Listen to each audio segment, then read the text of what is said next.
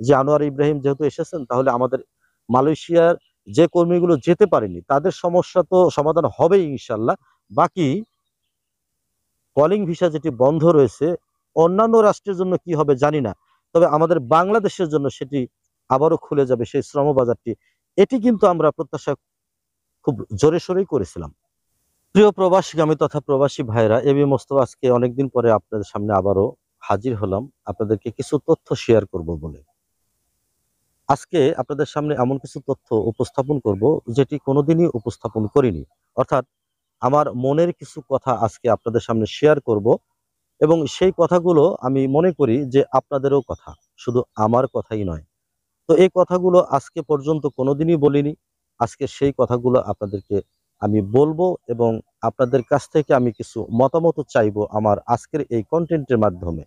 তার আগে আমি এই যে আমাদের মালয়েশিয়া প্রবাসগামী কর্মী ভাইরা যারা 18,000 কর্মী এখনো যেতে পারেননি, তাদের কিছু তথ্য আজকে আমি আমার আজকের এই কন্টেন্টে দেবার চেষ্টা করব। তো আমি আপনাদের সামনে যে কথাগুলো শেয়ার করতে চাচ্ছি সেটি হলো যে মালয়েশিয়া কলিং ভিসা যখন পুরো দমে চালু হয়েছিল, ঠিক সেই সময়ে আমাদের অনেক চ্যানেল, অনেক ফেসবুক পেজ, অনেক প্রতিষ্ঠান, তারা কিন্তু তাদের নিজ দায়িত্বে, অর্থাৎ রিক্রুটিং এজেন্সি যারা ছিল তাদেরও কিছু নিজস্ব চ্যানেল ছিল। তারা আমাদের এই প্রবাসীগামী বা প্রবাসী কর্মীদেরকে ধরবার জন্য, অর্থাৎ তাদেরকে তাদের আয়ত্তে নেবার জন্য তারা নিজস্ব চ্যানেল খুলেছিলেন। সেই চ্যানেলে অনেক ধরনের প্রলোভন দেখিয়েছেন, অনেক ধরনের প্রতিশ্রুতি দিয়েছেন। তো সেই চ্যানেলগুলো আজকে কিন্তু নেই, আমরা আর দেখতে পাচ্ছি না। আবার অনেক প্রতিষ্ঠিত চ্যানেল তৎকালীন সরকারের দালালি করেছে, আমি যেটি বাংলায় বলবো দালালি করেছে, এবং অনেক প্রতিষ্ঠিত সাংবাদিক আমরা দেখেছি তারাও বিভিন্নভাবে চ্যানেল খুলে তারা তাদের সেই আমাদের প্রবাসী ভাইদের পাশে দাঁড়াবার জন্য বিভিন্ন প্রতিশ্রুতি দিয়েছেন। তাদের দুঃখ দুর্দশা, তাদের সমস্যা, এগুলো চিহ্নিত করে তাদের চ্যানেলে প্রকাশ করেছেন। কিন্তু আজকে কিন্তু সেই চ্যানেলগুলো আর দেখা যায় না। অর্থাৎ সেই চ্যানেলগুলো, আমি মনে করি এখন যেটি বুঝতে পারছি, তারা কিন্তু সেই সরকারের চাটুকারিতা করেছে, অর্থাৎ সেই মন্ত্রণালয়ের চাটুকারিতা করেছে, মন্ত্রীর চাটুকারিতা করেছে। আজকে সেটি বুঝতে পারছি। তো আমি প্রথম থেকে যেভাবে ছিলাম, গরিবানা হালে যাকে বলে, ঠিক এখনো সেইভাবেই আপনাদের সাথে রয়েছি। ক্ষুদ্র ক্ষুদ্রভাবে বিভিন্ন সময় বিভিন্ন তথ্য উপাত্ত যখন যা আসে, আমার এই ছোট্ট ক্ষুদ্র চ্যানেলে আমি আপনাদেরকে সেটি দেবার চেষ্টা করি, আজও দিয়ে যাবার চেষ্টা করছি। তো আমার কিন্তু একটা স্বপ্ন ছিল, সেই স্বপ্নটি আসলে বাস্তবায়ন হবে কিনা আমি জানি না।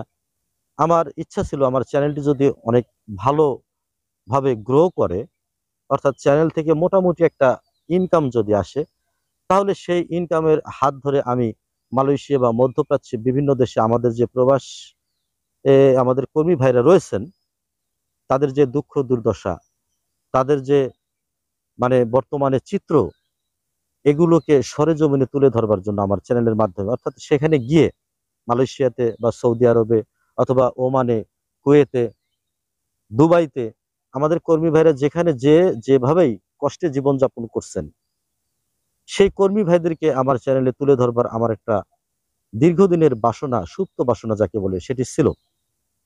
তো আমার চ্যানেলটি সেভাবে গ্রো করেনি এখনো পর্যন্ত। অর্থাৎ আমাদের চ্যানেলে কর্মী ভাইরা যারা রয়েছেন, তারা সেভাবে আমাদের চ্যানেলের সংবাদগুলোকে ভিউ করেন না, অথবা তারা সেভাবে দেখেন না, সেভাবে শেয়ার করেন না। তো কিভাবে গ্রো করবে? তো এজন্য আমার সেই স্বপ্নটা স্বপ্নই রয়ে গেছে, জানি না আদৌ কোনোদিন পূরণ হবে কিনা। তবে আপনাদের সহযোগিতা পেলে পূরণ হতে পারে। আপনারা জানেন প্রতিনিয়ত মালয়েশিয়াতে আমাদের কর্মী ভাইরা বিভিন্ন জায়গায় গ্রেপ্তার হচ্ছেন। এটি কিন্তু নিত্য নৈমিত্তিক একটা বিষয় মালয়েশিয়াতে। কোন কোন রাজ্যে 180 জন, কোন কোন রাজ্যে 200, 300, 400, 500 এরকম করে গ্রেপ্তার হচ্ছেন। অনেকে অবৈধভাবে ঘুরে বেড়াচ্ছেন। আবার গতকালকে একটা নিউজ দেখলাম, 180 জন কর্মী 3 মাস যাবৎ বেতন পাচ্ছেন না। এগুলো কিন্তু আমাদের কর্মী ভাইদের জন্য বিশাল একটি কষ্টের বিষয়। তো এগুলো আমি সরেজমিনে গিয়ে সেখানে গিয়ে কালেক্ট করার চেষ্টা করতাম, যদি আমার সেই পরিস্থিতি বা সেই সাধ্য থাকতো। তো সেটি নেই। এবং আমাদের যারা সাবস্ক্রাইবার রয়েছেন আমার চ্যানেলে কর্মী ভাইরা, তারাও সেভাবে রেসপন্স করেন না বিভিন্ন ভিডিওতে। যদি সেভাবে রেসপন্স করতেন আপনারা, তাহলে হয়তো চ্যানেলটা আরো গ্রো করতো। আপনারা প্রত্যেকে যদি চ্যানেলটা যদি দেখেন নিয়মিত, আমার এই ক্ষুদ্র মানুষের কথা যাই বলি, ভাঙাচোরা কথা যাই বলি, সেটা যদি আপনারা অ্যাপ্রিসিয়েট করেন, তাহলে হয়তো বা সেটি সম্ভব হতে পারে। আর মালয়েশিয়া প্রবাসীগামী সেই 18,000 কর্মী, যাদের এখনো কোনো নিশ্চয়তা নেই, তাদের তথ্য এতটুকুই ভাই, এখন আপনাদের কোনো তথ্য দেবার মতো নাই। অর্থাৎ বর্তমান যে সরকার রয়েছে আমাদের বাংলাদেশে, এই সরকারের সময় আপনারা আদৌ কোনো সুখবর পাবেন কিনা সেটি নিয়ে আমিও সন্দিহান। তবে ভবিষ্যতে গণতান্ত্রিক প্রক্রিয়ায় কোনো সরকার যদি আসে, সেক্ষেত্রে হয়তো মালয়েশিয়া সরকারের সাথে আবার দ্বিপাক্ষিক সম্পর্ক আবার জোরদার হতে পারে। আমরা তো প্রথমে ঢাকঢোল পিটিয়ে দেখেছিলাম, মালয়েশিয়ার প্রধানমন্ত্রী সর্বপ্রথম বাংলাদেশ সফর করেছেন, বিশেষ করে এই অন্তর্বর্তীকালীন সরকারের সময়ে। অন্য কোনো রাষ্ট্রপ্রধান কিন্তু বাংলাদেশে এখনো আসেননি, এবং আদৌ এই সরকার থাকা পর্যন্ত আসবেন কিনা সেটাও কিন্তু আমরা জানি না। তো আমরা কিন্তু আশায় বুক বেঁধেছিলাম যে আনোয়ার ইব্রাহিম যেহেতু এসেছেন, তাহলে আমাদের মালয়েশিয়ার যে কর্মীগুলো যেতে পারেনি তাদের সমস্যা তো সমাধান হবেই ইনশাল্লাহ। বাকি কলিং ভিসা যেটি বন্ধ রয়েছে, অন্যান্য রাষ্ট্রের জন্য কি হবে জানি না, তবে আমাদের বাংলাদেশের জন্য সেটি আবারও খুলে যাবে, সেই শ্রমবাজারটি। এটি কিন্তু আমরা প্রত্যাশা খুব জোরে সোরেই করেছিলাম, তো সেটি আর হয়ে ওঠেনি। আদৌ হবে কিনা জানি না।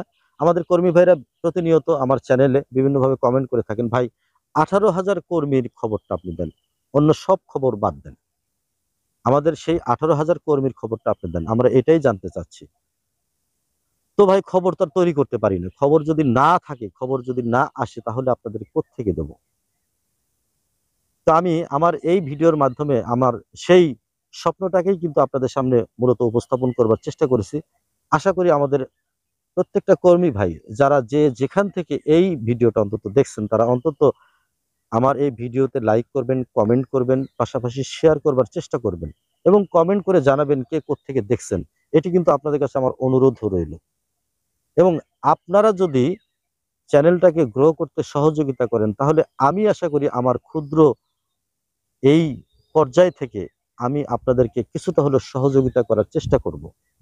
অন্তত আপনাদেরকে যদি সরেজমিনে তুলে ধরতে পারি বিভিন্ন দেশে গিয়ে, তাহলে কিন্তু সরকার তথা বাংলাদেশের হাই কমিশন যে যে দেশেই থাকুক, তাদের কিন্তু টনকটা নড়বে, এবং সেক্ষেত্রে আমাদের কর্মী ভাইদের একটা সমাধানের একটা সুযোগ থাকবে।